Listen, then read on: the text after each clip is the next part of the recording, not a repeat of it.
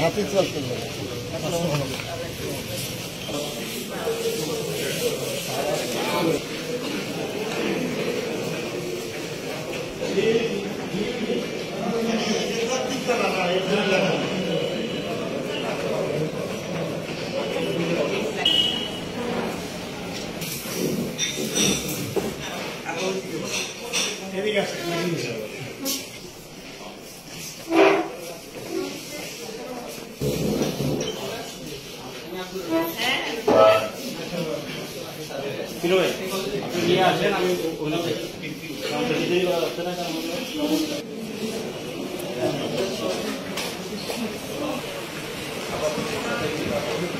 আসসালামু আলাইকুম।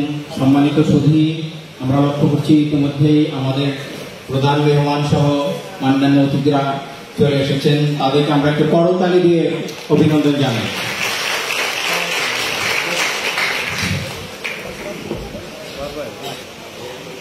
সভায় আগত সকল উপস্থিতি, আগত প্রধান অতিথি, আমাদের মুরব্বী আফরোজা আমেরিকা আপা, বিএনপি চেয়ারপারসনের উপদেষ্টা এবং আহ্বায়ক প্রধান চেয়ারপারসনের উপদেষ্টা ও করছেন professor doctor Mohammad Abdul Latif sir, ভারপ্রাপ্ত চেয়ারম্যান জিয়া পরিষদ ও উপাচার্য শেরে বাংলা কৃষি বিশ্ববিদ্যালয়। বিশেষ অতিথি হিসেবে মঞ্চে আসন গ্রহণ করছেন প্রফেসর ডক্টর মোহাম্মদ ইমতাজ হোসেন, জেলা জজ কোর্ট মানিকগঞ্জ ও সদস্য আহ্বায়ক কমিটি মানিকগঞ্জ। আজকের অনুষ্ঠানের সভাপতি জনাব কাজী ইসলাম তিনু ভাই। এ পর্যায়ে প্রধান বক্তা প্রফেসর বিশেষ অতিথি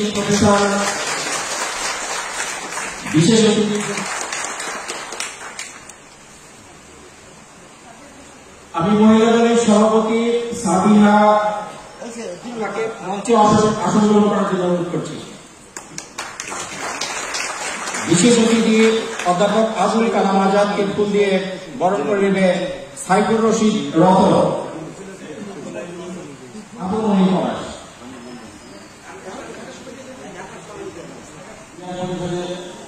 আমাদের কেন্দ্রীয় কমিটির সভাপতি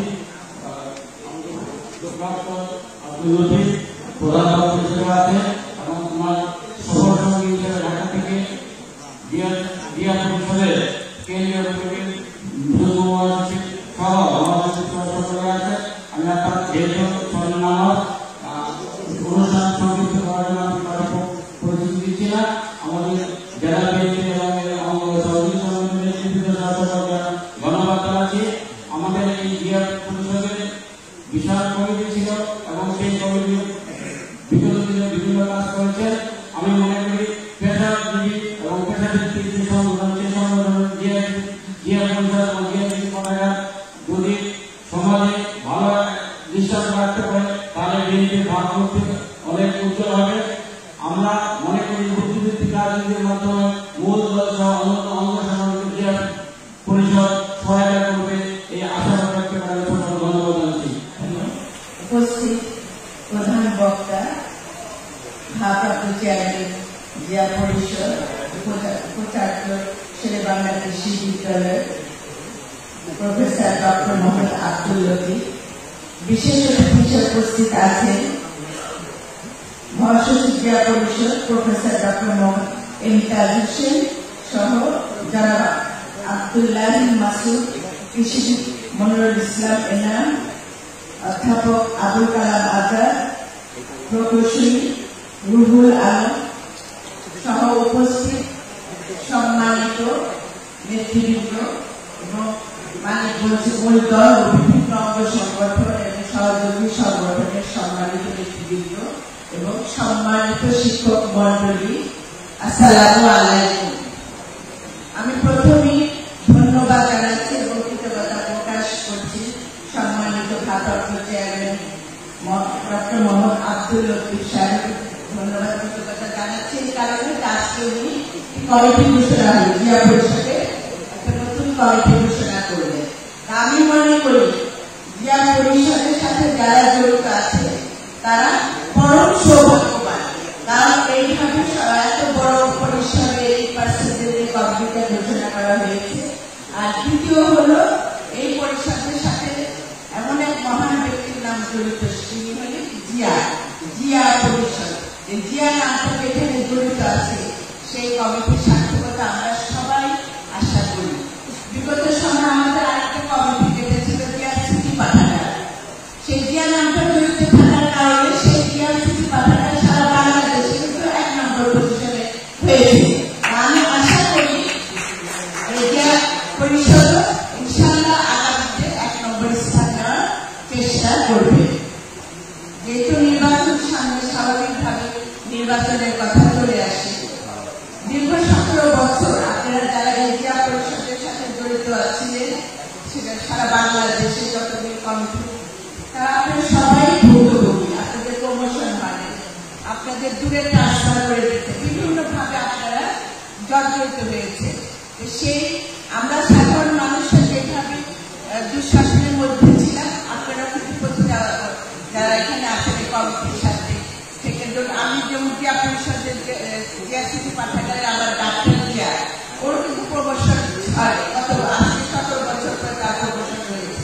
এভাবে প্রত্যেকটা সেক্টরে কিন্তু প্রমোশন বন্ধ ছিল, আজকে সেই প্রমোশনে রাস্তাটা করে গিয়েছে। এটা তো আমাদের দেশের বেগম খালেদা জিয়া তার কত দূরদর্শিতা পরিচয় দিয়েছিলেন, সেগুলো চিন্তা করে জিয়া পরিষদটা করা হয়েছিল, যাতে বাংলাদেশের প্রতিটা সেক্টরে প্রতিটা জিয়া পরিবারের প্রতি যে শ্রদ্ধা আছে, মানুষের প্রতি তাদের শ্রদ্ধা আছে, সমর্থন আছে, তাদের অংশগ্রহণ করার জন্যই জিয়া পরিষদটা করা হয়েছে।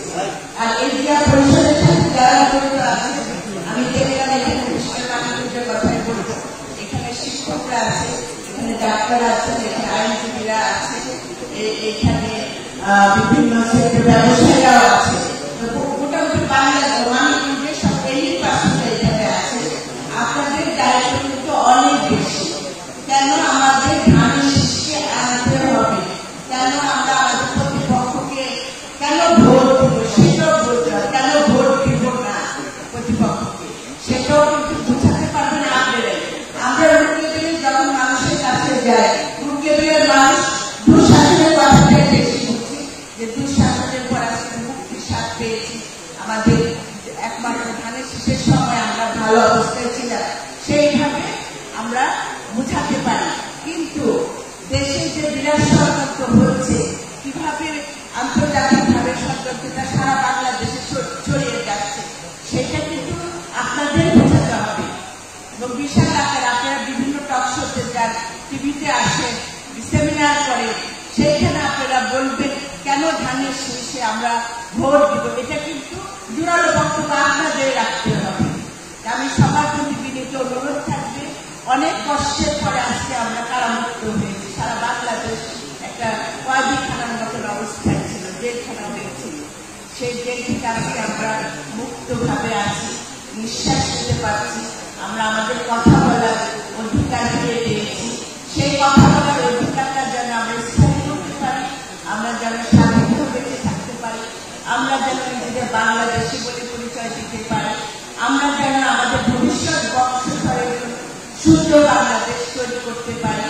এটাই হবে আমাদের মূল লক্ষ্য। এই মূল লক্ষ্যে কিন্তু কাজ করে যাচ্ছে আমাদের নেতা জনাব তারেক রহমান। তার প্রতিটা বাক্যে সেটা একটাই কথা আছে, যে জনগণের কাছে যেতে হবে, জনগণের ভালোবাসা অর্জন করতে হবে। পাশাপাশি এটাও বলা আছে যে এইবারের নির্বাচন কঠিন নির্বাচন, সেই দিকে আমাদের সবাইকে সজাগ দৃষ্টি রাখতে হবে। আপনাদের বিনীত অনুরোধ করবো, আপনারা সবাই ঐক্যবদ্ধভাবে কাজ করবেন। এই কমিটিতে হয়তো দেখা যাবে অনেকের গণতন্ত্র পজিশন হয় না, অনেকের মনে করতে পারে আমি তো সভাপতি হতে পারলাম, আমাকে করা হলো না, আমি তো সেক্রেটারি যোগ্য ছিলাম, আমাকে করা হলো না। এই ধরনের অনেক কিছু আপনাদের মনে হতে পারে, কিন্তু দলের স্বার্থে, দেশের স্বার্থে, নিজের সন্তানদের স্বার্থে আজকে আমাদের সেই বিটাদ্বন্দ্ব ভুলে গিয়ে দেশনেত্রী বেগম খালেদা জিয়ার জন্য, আমাদের নেতা জনাব তারেক রহমানের জন্য এই একত্র হয়ে ধানের শীষের জন্য কাজ করতে হবে। যে কাজের শেষে আমরা যেন বাংলাদেশ জাতীয়তাবাদী দল গঠন করতে পারি এবং যার নেতৃত্বে গঠিত হবে তিনি হলেন আমাদের নেতা জনাব তারেক রহমান। আমাদের এখানে মানিকগঞ্জ যারা আছেন সবার প্রতিজ্ঞাবদ্ধ হন, মানিকগঞ্জের 3টা আসনে আমরা যে কোনো মূল্যে ধানের শীষকে আবার ফিরে নিয়ে আসবো। আমার সম্মানিত আপনাদের ধন্যবাদ জানাচ্ছি। আপনারা ঢাকা থেকে, শুধু ঢাকা থেকে আমাদের এখানে এসে আমাদের এই নতুন জিয়া পরিষদের কমিটি ঘোষণা করেছে। আমরা সত্যিই সৌভাগ্যবান। আমি আশা করি তারা যে আশা উদ্দেশ্য নিয়ে আজকে নতুন কমিটি দিয়েছে, আপনারা যারা এখানে সভাপতি সেক্রেটারি পদে থাকবেন তারা কিন্তু তাদের ত্যাগটা বেশি করবেন, আপনাদের স্যাক্রিফাইস করতে হবে। বড় যে তাকে অনেক কিছু সহ্য করতে হয়, সমস্ত কিছু সহ্য করে এই দলের সমস্ত লোকজনকে নিয়ে কমিটিতে যারা অংশগ্রহণ করছে তাদের সবাইকে নিয়ে একসাথে কাজ করবেন। এই প্রত্যাশা নিয়ে আমি বিদায় নিলাম। আল্লাহ হাফেজ। বাংলাদেশ জিন্দাবাদ, বাংলাদেশ জিন্দাবাদ, আমার দেশের নীতি বেগম খালেদা জিন্দাবাদ, জনাব তারেক রহমান জিন্দাবাদ, শহীদ রাষ্ট্রপতি জিয়াউর রহমান অমর হোক। আমার নতুন কমিটি, জিয়া পরিষদের নতুন কমিটির সম্মানিত সদস্যবৃন্দ জিন্দাবাদ। সভাপতি হিসেবে প্রস্তাব করা হয়েছে জনাব মোহাম্মদ খাদেরুল ইসলাম পিনু। আপনাদের কি সমর্থন আছে কিনা আমি জানতে চাচ্ছি। জনাব খাদেরুল ইসলাম পিনু। সিনিয়র সহসভাপতি হিসেবে প্রস্তাব করেছেন জনাব মোহাম্মদ শামসুর রহমান দোলন চাপা।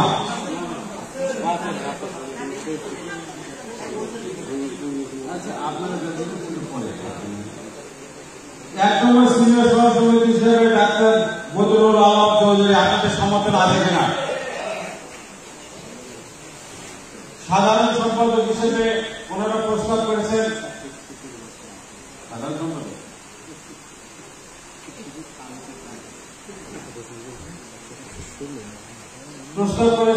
কৃষিবিদ তামিম ইকবাল রাসেল। আপনাদের সমর্থন আছে তো ধরে জানিয়ে দেন। সম্পাদক কৃষিবিদ তামিম ইকবাল রাসেলকে মঞ্চে আসার জন্য আমি বিনীত অনুরোধ করছি। কোষাধ্যক্ষ হিসেবে প্রস্তাব করেছেন জনাব আবু মুহিত পলাশ। উনি উপস্থিত আছেন জনাব আবু মুহিত পলাশ।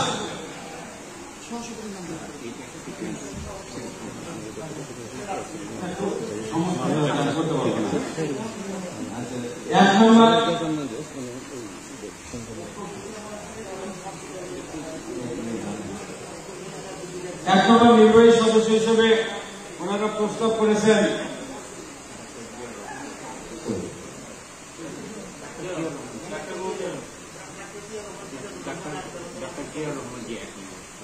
ডাক্তার জিয়াউর রহমান জি। আপনাদের সমর্থন আছে।